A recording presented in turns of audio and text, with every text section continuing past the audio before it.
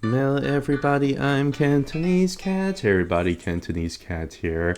The great Palantir scare of February 19th, 2025 that you're probably going to forget. There's this news that's circling around saying that Trump has decided to cut, like, I think like 7 or 8% of the Pentagon budget. And I guess everybody got freaked out, when they saw Palantir going down 10, 12% within a few hours. And let's kind of take a little in context here. So 2 weeks ago, Palantir was in the low 80s, high 70s. It was consolidating sideways over a very long time for like 2 months. Underneath around $82, right? Somewhere around there. You had a breakout candle with earnings, and next thing you know, things are just a little bit overextended. And I think we needed to cool down here a little bit, right? That's the context of it.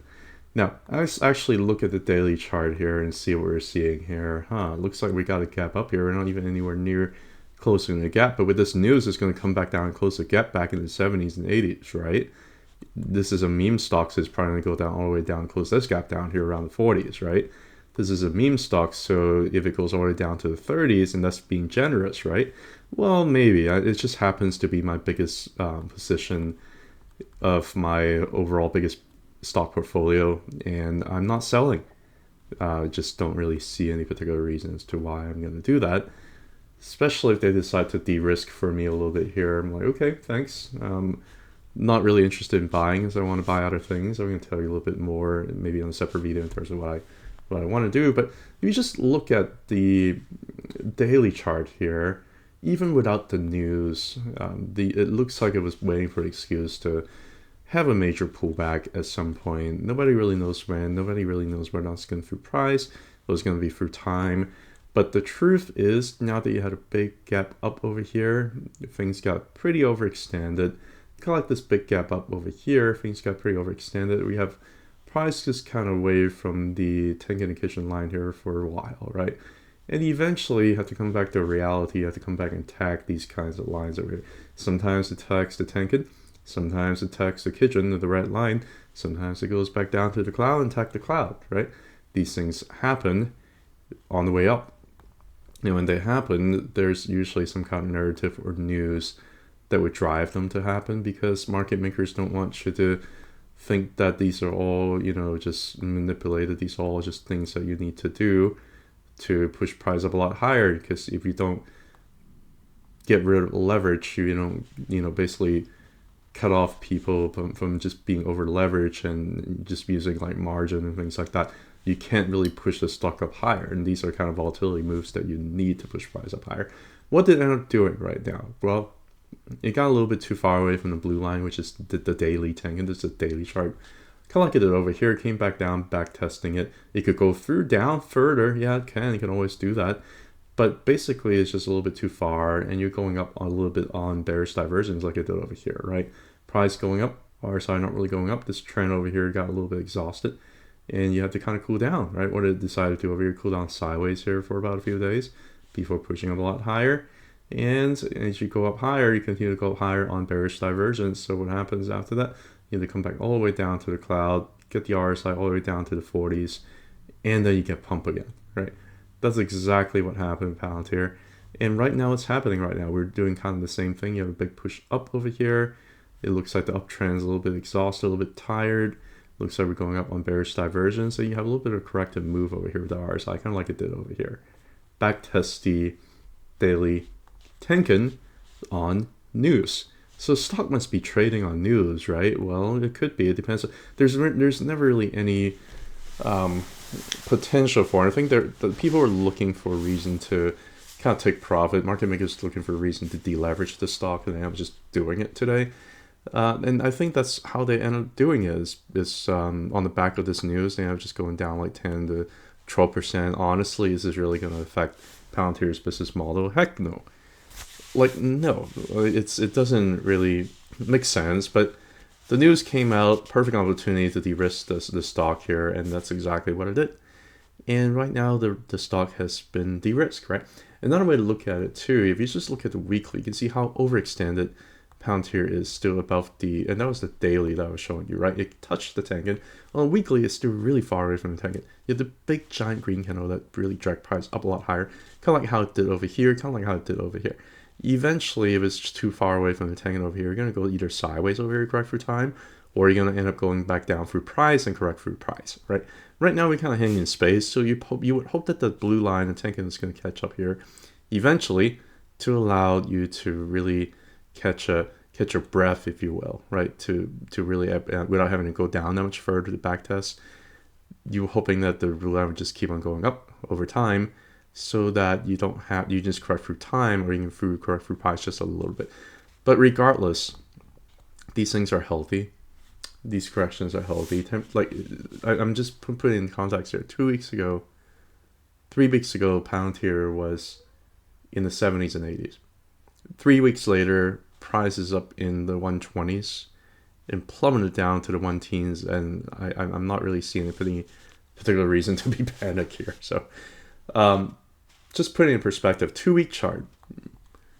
In the 2-week chart, I want to do the Bollinger Band to kind of show you what's really been happening. It's a very impulsive bull trend here, even on the 2-week chart. You can see the Bollinger Band came all the way down to the ground. It's kind of curving down here a little bit because so far this candle over here went sideways. Oh no, that's terrible.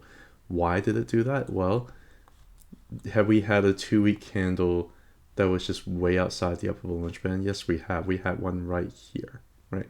There was a candle over here that was just back in June 2023 that was just way outside the upper Bollinger Band, right? And guess what it had to do? It had to come back and touch the upper Bollinger Band here before it can keep going up higher. Eventually, actually, I'm just retracing back to the mean anyway, right? And over here, what happened in July or in August of 2024, it basically retraced back to the mean, right? And then after that, you have these big giant candles push and push and push, and price just kind of end up keep going higher from there. What you're really seeing, though, is that if we didn't have the move that we did have today, this candle just started yesterday. If we didn't really have the move that we had today, the candle would have been way outside the upper Bollinger Band. Would have been like way up here. And that would have been unhealthy. So this pullback actually was necessary, kind of like how this pullback was, kind of like how these pullbacks were, kind of like how these pullbacks were. It was a healthy move, right? Am I upset about it? My portfolio down a few percent because Palantir goes down like 10% a day. Well, yeah, I mean, not too happy about it, but I get it. You know, like, it had to do what it had to do. A lot of people forgot how much gains that they've made over the last few weeks, and now they're kind of crying over the 10%, 12% loss that they have. That hopefully is unrealized. I mean, maybe it's realized. I don't know. On the higher time frame here, these are still pretty high volume green candle. You have 9 candles here in a row. That's a little bit scary, isn't it? Well, guess what? The Bollinger Band continues to expand to the upside and to the downside. The monthly trend here is still intact. Palantir is still a very, very bullish stock on the monthly here. So what are we talking about? Is this news going to crash Palantir? Is this a catalyst that's going to bring Palantir all the way down? Is this the top of Palantir because it's just how overvalued it is? I don't know what, like, I don't know. I don't really believe in any of that. I just think it's a necessary correction. It happened, and it could still be happening, right? But I think it's going to be a healthy thing overall for this to happen. As I hold the stock, whenever a stock goes up parabolically like that, I accept the risk. If I continue to hold on to this, I accept the risk of something like this to go up and down 10, 20%, 30% in a week. That's the risk that I accept, right? When things are parabolic up like that, if you want to keep holding because this is a bull trend, they can continue a lot higher. This is the risk that I accept, right? Just like if you end up buying, Bitcoin. If you end up buying Bitcoin, and if you're seeing this big giant parabolic bull run over here in 2015, 2017, you accept the risk. You accept the risk that at any time it can correct 10, 20, 30, 40%, right? This over here, top was like and top to down here was about like 30-40%. This right here and top to down here is about 30-40%, right? You accept the risk if you want to get into something volatile like this. If you want to make the gains, you have to take the pains, right? This none of this is financial advice. I think these are just poetry. I'm not really telling you what to do. I'm just telling you what I'm doing. What I'm doing is nothing. I'm not seeing any particular reason for me to want to sell. I'm not seeing any particular reason for me to want to buy either, because price is going parabolic up, and I just don't want to go through pain days like this. If I buy, and next thing you know, just losing more money. Like that's not. I don't want to handle that. I already handled it down here. I was buying it when price is going down. Like at some point, I think I was underwater by like 30% or something like that. I kept buying, right, until it get to a point where it's getting riskier.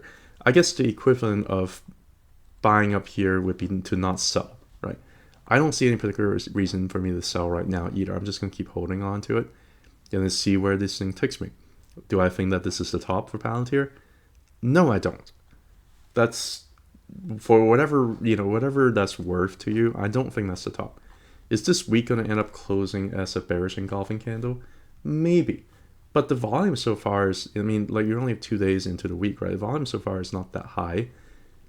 And I'm just not sure where the candle is going to be closing by the end of the week. I just don't know. Maybe it's going to be a lot lower. Maybe the volume is going to be a lot higher. If that's the case, then price can go down a lot lower, right? But so far, it's just kind of hanging out there, and the volume just still hasn't kicked in yet. So I actually don't know what the real move is yet. But yeah, so far you got a bearish engulfing candle and low volume. You don't have that much more news other than that. On the daily, yeah, you got a bearish engulfing candle over here on pretty decent volume over here, but you also got a decent wick down here too, right? So I think the jury is still out in terms of what it wants to do. And I think we just got to keep monitoring the trend, and the trend right now on a higher time frame is bullish. Even on a bull trend, you're going to end up having these bearish engulfing candles. Every once in a while, like that's a bearish engulfing candle that end up showing a lot of weakness over time, right? Maybe Palantir could even do a little bit one of these switcheroo and then just go sideways and even up here a little bit and then come back down to the 100s and keep going up a lot higher. I don't know, right? It's a very volatile stock. So I'm just going to let it do its thing. That is all I got to say about Palantir. You guys do whatever you guys want to do. I'm just here talking. Take care, guys. Bye.